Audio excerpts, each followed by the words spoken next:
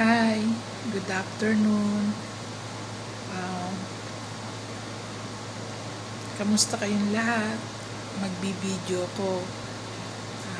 Yung mister ko kasi ready na siya magtanim. Meron kaming maliit na espasyo sa labas.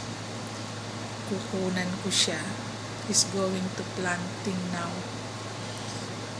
Weather is nice na. Maganda na yung weather.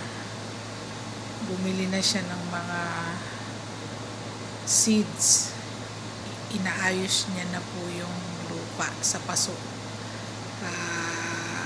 I-set up po natin yung pagtatanim niya, and then after few months mag-grow yon.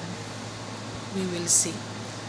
For this, in the meantime, I will stop my video and going to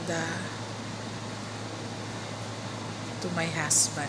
Tingnan natin kung anong ginagawa niya.